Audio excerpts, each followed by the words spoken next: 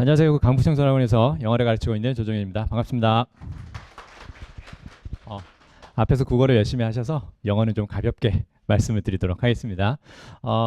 일단 3월 모의고사 키포인트, 그 다음에 수능을 이제 어떻게 할 거냐, 이 얘기 이제 두 가지만 좀 말씀을 더 드릴 건데요. 일단 3월 모의고사 오답률 상위 문항을 살펴보면 그 오답률이 이제 탑 5에 드는 그 문항들인데 39번부터 해서 뒤에 쭉 보면 34번까지 보이시죠? 흔히 말하는 30번대 문제라고 보시면 되고요. 자, 여기에서 지금 오답률이 이제 가장 높았던 게 69% 됐거든요. 근데 이제 그게 이제 39번으로 이따가 뒤쪽에서 살펴보겠지만 문장의 적절한 위치를 묻는 문제, 이제 그 문제라고 보시면 되고요. 애들이 보통 이제 문삽 혹은 뭐 문장 삽입 그렇게 말하는 문제고요.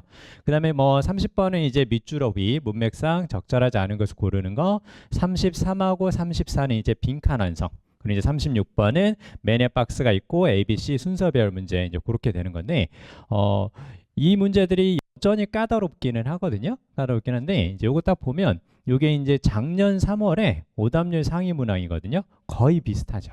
그쵸? 이제 거의 비슷해서 결국은 이제 잘 해야 될 문제들이 30번대 중에서도 특히 저 문제들이다라고 이제 보시면 되는데 요게 또 재밌는 게 요건 이제 작년 수능이거든요. 작년 수능도 좀 비슷하죠. 그쵸? 그러니까 3월 달에 좀 어렵게 느꼈던 것들을 여전히 열심히 수능까지 학습해야 된다. 이렇게 이제 보시면 될 것 같아요. 그래서 약간의 이제 차이가 있는 것들은 뭐냐면 여기 보면 요거 이제 30번의 밑줄어이 문제인데 여기 이제 31번, 31번 쭉 이렇게 보이시죠? 그래서 지금 작년 3월하고 그 다음에 작년 수능에서는 30번은 오답률 상위 문항 안에 이제 들어가지는 않았죠. 그래서 이제 30번이 이제 밑줄어이 문제인데 그건 학습을 좀 하면 많이 좋아지는 스타일이기는 해요. 근데 이제 여전히 뭐 빈칸이나 순서나 삽입은 조금 어렵게 느껴지는 부분이 있겠다. 이제 그 얘기인데 어렵게 느껴지는 건 사실은 어떤 내용이냐면요. 정말 어렵다. 이게 아니라 헷갈린다.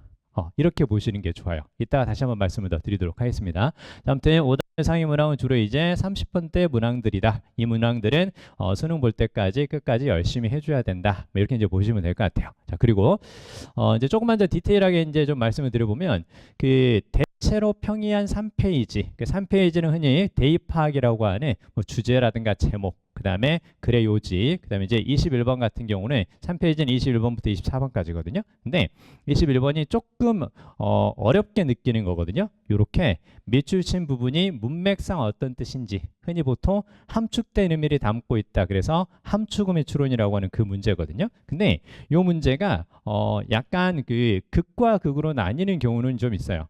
3점이라고 배점은 되는데 생각보다 직역해도 답이 나오는 경우, 그 다음에 직역하면 답을 찾을 수 없는 경우, 이렇게 좀 나뉘기는 하는데 일단 이번 3월달 교육청 모의고사 같은 경우는 되게 쉬웠어요. 요 그대로 쭉 해석해 보시면 요 정도는 하실 수 있으시죠? 그쵸? 나무가 가운데로 나뉘었다. 뭐 그 정도잖아요. 그쵸?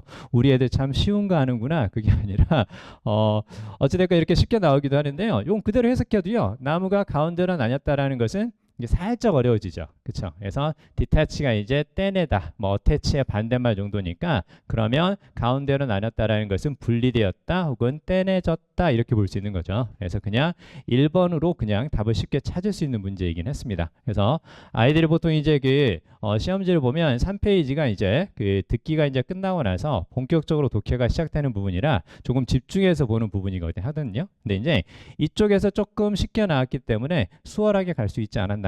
자, 근데 요거는 이제 계속 지켜봐야 될 것 같아요. 3월달이 그렇다고 해서 평가원도 그렇고 그 다음에 수능까지 꼭 그러리란 법은 없거든요. 자, 아무튼 3페이지는 이번에는 좀 수월했다. 자, 그 다음에 또 이제 한 가지 더 말씀드려보면 어법은 조금 까다롭게 나왔어요. 근데 이제 이게 까다롭다라는 게 바로 뭐냐면 애들 시험지를 그대로 캡처한 거거든요. 보시면 정답이 3번인데 일단 중요한 건 그래 3번 동사의 밑줄이 있으니까 대충 뭘 물어보는지는 알겠어. 그렇게 보겠는데 근데 이렇게 쭉 보면 지금 여기까지 보이시죠? 그쵸? 여기 digging 앞에까지 여기까지가 한 문장이잖아요. 요즘 트렌드가 이거예요. 한 문장이 되게 길어요. 되게 길어서 그래서 한 5줄 정도까지 작년 평가라든가 수능도 이렇게 긴 문장들이 많이 나왔거든요. 그러니까 결국은 긴 문장에 익숙해지는 게 여전히 중요하다라는 것을 좀 보여주고 있는 거다. 답은 쉽게 찾을 수는 있었어요. 자, 일단 좀 어법은 조금 문장이 길어서 까다롭게 보이는 것들이 좀 있었다. 뭐 이 정도. 자, 그다음에요. 이제 그 아직은 익숙하지 않아요. 그러니까 아까 그 30번 잠깐 말씀을 드렸었잖아요. 그래서 뭐 그 수능의 오답률 5위 안에는 잘 들어가지 않았던 건데 문맥상 적절하지 않은 것을 고르는 건데 요게 왜 아직은 익숙하지 않냐라고 말씀을 드렸냐면 사실은 그 이 문제가 되게 쉽거든요. 그래서 5번이 답이거든요. 5번이 답인데 5번 앞에 보면 그 this 보이시죠? 그쵸? 그럼 this를 썼다라는 건 이러한 뭐뭐뭐 그 뜻이니까 앞 문장의 내용을 대신해서 다시 한번 이야기하겠다 그 뜻이거든요. 그러면 사실 앞 문장에서 쭉 보면 뭐 전통을 분열시킨다라든가 그다음에 interfere with니까 방해한다든가 이런 식의 약간 부정적 뉘앙스가 보이잖아요. 그러면 헌신이라든가 전념 이렇게 볼 수가 없죠. 왜냐하면 앞쪽에서 전통을 분열시킨다고 했으니까 전통에 대한 헌신이다. 그게 아니라 전통에 대한 위협이다. 이렇게 이제 볼 수는 있겠죠. 그래서 이제 요건 사실은 익숙하지 않아서 조금 틀린 거. 뭐 그 정도로 이제 보시면 될 것 같아요. 바꿔 말하면 익숙하게끔 전체적으로 문맥을 파악하면서 단서들을 좀 보는 연습. 그게 좀 필요하다. 이렇게 보시면 될 것 같고요. 자, 그다음에 이제 뒤쪽에 좀 더 이제 구체적으로 말씀드려보면 시간만 확보되면 풀 수 있는 빈칸 추론. 요건 이제 최근의 트렌드하고 좀 비슷해요. 31번부터 34번까지가 빈칸인데 근데 문제 같은 경우는 좀 어렵다라기보다도요. 일단 오답률 상위 그 5개 문항 안에 항상 들어가거든요. 근데 이게 두 가지 이유예요. 첫 번째는 어려워서일 수도 있기는 한데 두 번째는 뭐냐면 어려울까봐 버리는 경우가 많아요. 이 문제는 버리고 이 문제 틀려도 어차피 내가 1등급을 받거나 2등급을 받는데 큰 지장은 없을 거야. 그래서 난이도 조절을 크게 하지는 않지만 애들이 많이 못 풀거나 안 풀기 때문에 오답률이 높은 문항이거든요. 바꿔 말하면 조금만 독해력을 길러서 그 시간을 충분히 확보만 할 수 있으면 여기서는 오히려 점수를 더 챙길 수도 있는 분야다. 이렇게 이제 보시면 될 것 같아요. 자, 그다음에 이제 5번째 보면 정답 근처로 갈 수 있다 이렇게 말씀드렸거든요. 이게 좀 헷갈려요.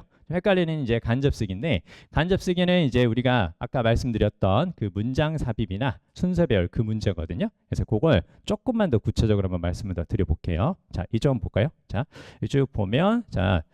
36번하고 이제 39번이 그 오답률이 높았던 문항들인데요. 저 밑에 지금 그 숫자 옆에 이제 7.1, 뭐 19.5 이렇게 내는 것은 아이들이 선택한 선택지별 비율이거든요. 이렇게 쭉 보면 일단 그 36번에서는 4번하고 5번 이렇게 쭉 보이시죠? 이게 둘 다 C로 시작하는 거거든요. 순서 배열인데 그 다음에 2번하고 3번은 이제 B로 시작하는 거. 그 다음에 1번은 이제 A로 시작하는 건데 일단 쭉 보면 4번하고 5번에 좀 많이 몰리기는 했죠. 그쵸? 그러니까 맨 처음에 뭘로 시작하는지는 알겠는데 그 다음에 뭐가 나오는지는 좀 헷갈린다. 그러니까 요거는 끝까지 잘 연습해야 돼요. 왜냐하면 첫 단추는 꿰는데 두 번째, 세 번째까지 해서 확실하게 답을 못 찾는 경우가 생기기 때문에 이게 왜 문제냐면요. 알 것 같으니까 여기에서 시간을 많이 쓰게 돼요. 그래서 여기에서 집착하게 되니까 다음 문제에 집중하지 못하게 되는 그런 일들이 발생할 수 있거든요. 그러니까 여전히 확실하게 잘 푸는 연습은 할 필요가 있는 거고 39번도 마찬가지거든요. 39번도 지금 일단 뭐 둘 다 빨간색이 정답인데요. 근데 이제 밑에 보면 여기 보면 이제 4번에서 34.3이죠. 그쵸? 그러니까 애들이 이렇게 생각하는 거예요.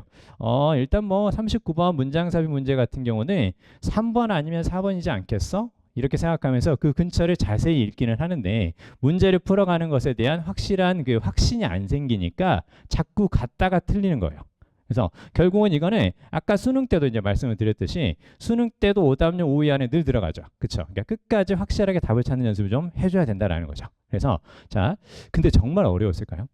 39번에 대해서 간단히 한번 말씀드려볼게요. 39번이 오답률 1이거든요. 이번에 1인데 이렇게 이제 맨 위에 이제 그 박스에 있는 문장이 적절한 그 위치를 찾는 문제인데 자, 이렇게 딱 나오거든요. 여기 딱 나오는데 역시 애들이 시험지 그대로 캡처한 거거든요.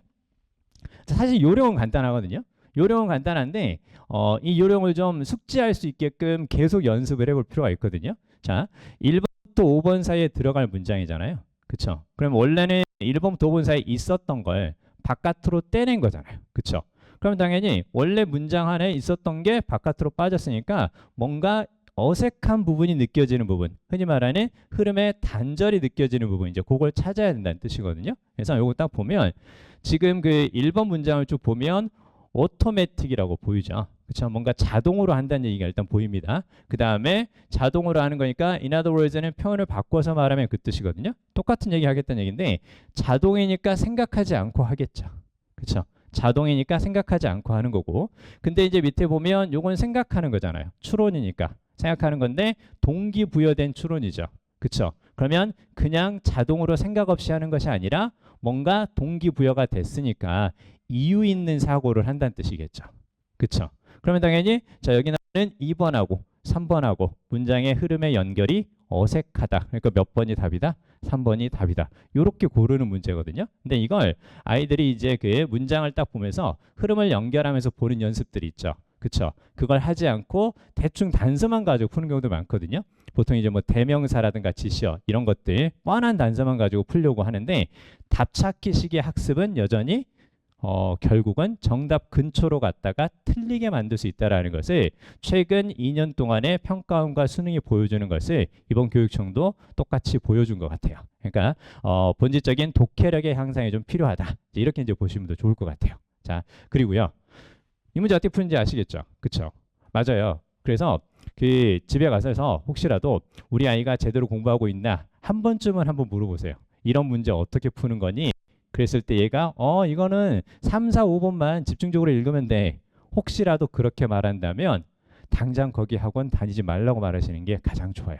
왜냐하면 정답 근처로 갔다가 수능 때 결국은 정답을 못 찾는 그런 상황들이 많이 발생해서 올해 많이 보고 있거든요. 청설학원으로 재수하러 많이 와요. 자, 아무튼 자 어찌됐건 자 그러면요 그 올해 수능 그럼 어떻게 할 거냐? 자. 앞에서 했던 것처럼 뭐 빈칸이나 순서나 삽입 이런 것들을 이제 끝까지 잘해야 되는 건데요. 요 얘기는 제가 꼭 한번 드리고 싶은 게 뭐냐면 그 어떻게 수능 문제를 제작할 것인가 그걸 보면 이제 어떻게 학습하는 게 좋은 것인가라는 어느 정도의 감을 잡을 수가 있거든요. 그래서 자, 딱 보면 요 정도로 우리가 이제 알고는 있어야 돼요. 사실 이걸 모르고 우리가 이제 수능에 대해서 준비한다라는 거는 그냥 공부는 하는데 방향성이 전혀 잘못된 이제 그런 느낌일 수도 있거든요. 자, 먼저 그 1번 딱 보면 지문이 어떤 택해야 된다는 건 뭐냐면 시험 문제를 만들기 위해서 출제자가 임의로 영작한 자작한 문제는 내지 않겠다. 그러니까 기존에 나와 있는 글의 일부를 발췌해서 낼 것이고 그다음 또 한 가지는 기존에 나와 있는 글의 일부를 발췌하면서 전체적으로 하나의 통일된 의미를 갖는 것. 바꿔 말하면 어느 정도의 주제를 담고 있는 단락을 선정할 것이다. 자, 그러면 우리가 앞으로 공부를 할 때는 자, EBS 연계교재라든가 기존에 이제 나왔던 그 수능 기출문제 있잖아요. 그게 그대로 나올 수는 없죠. 그대로 나오면 이제 큰 난리 납니다. 그렇죠? 뭐 학원과 카르텔이라는 둥, 뭐 어쩐다는 둥, 뭐 교육에 문제가 있다라는 둥 이런 얘기 많이 나오잖아요. 그러니까 완전히 새로운 문제를 이제 출제를 할 텐데요. 그럼 우리가 완전히 새로운 지문을 만났을 때에도 익숙한 지문처럼 잘 풀려면 어떻게 해주는 게 맞을까요? 기존의 문제를 가지고 학습을 할 때 단순히 이 문제가 순서 배열이니까 순서만 배열하면 된다라든가 이 문제가 빈칸이니까 빈칸만 완성하면 된다라든가 이런 식의 답찾기식의 학습은 하지 말라는 얘기인 거예요. 무슨 말 이해되시죠? 하나의 통일된 의미를 갖는 단락을 출제를 해서 지문에 대한 어느 정도의 이해가 된 상태에서 어법 문제나 빈칸이나 순서나 삽입을 풀 줄 아는가 이걸 물어보겠다는 뜻이거든요. 그러니까 본질적인 독해 학습을 좀 해야 된다. 자, 그 다음에 두 번째는 문항의 난이도가 요구하는 만큼의 문제 해결 단서가 제시되어야 한다. 무슨 얘기냐면 지문 속에서 단서가 있을 테니까 지문 속에서 단서를 잡으려고 노력해야 한다는 뜻입니다. 그래서 여기 2번에 나오는 건 4번과 같은 맥락이에요.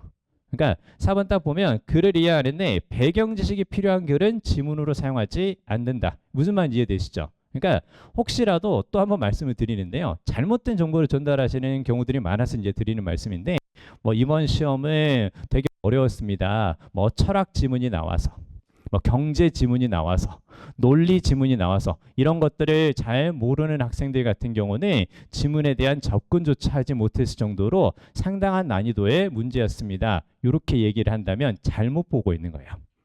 그러니까 그냥 단순히 배경 지식이 없어도요. 그냥 지문을 읽고 해석할 줄 알면 지문 속에서 단서를 찾을 수 있도록 그런 지문을 내겠다는 뜻이거든요. 그러니까 지식이 필요하다라고 혹시라도 어디서 들으셨다면 혹은 누가 그렇게 말하고 있다면 당장 그 말은 듣고 걸으시면 돼요. 배경 지식 절대 필요하지 않고요. 오히려 어떤 게 있는지 아세요? 오히려 배경 지식을 활용해서 풀까 봐요. 기존에 익숙한 소재를 가지고 지문을 선정을 하면서 내용은 그 익숙한 소재와 다른 내용, 약간 새로운 해석 이렇게 주는 경우들이 훨씬 더 많아요. 그러니까 배경 지식을 활용해서 풀잖아요. 배경 지식을 활용해서 풀면 오히려 틀립니다. 그렇죠? 그렇게 나온다는 거고요.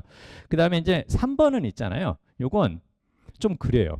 왜 좀 그러냐면 요건 출제자에 따라서 달라요. 그러니까 지나치게 긴 문장이나 문맥상으로도 뜻이 분명하지 않은 표현은 피한다 이렇게 쭉 나와 있잖아요. 근데 요건 보는 사람에 따라 다르다는 말을 다시 한번 드립니다. 아까 어법 문제 봤던 거 생각나시죠? 한 문장이 지금 몇 개였어요? 한 문장이 5줄이었잖아요. 근데 출제자는 그건 길다고 보지 않는 거죠. 그렇죠? 그러니까 긴 문장은 여전히 나올 수 있고 그 다음에 문맥적으로 뜻을 분명히 찾을 수 있다고 생각하는 문제들을 계속해서 낼 것이다.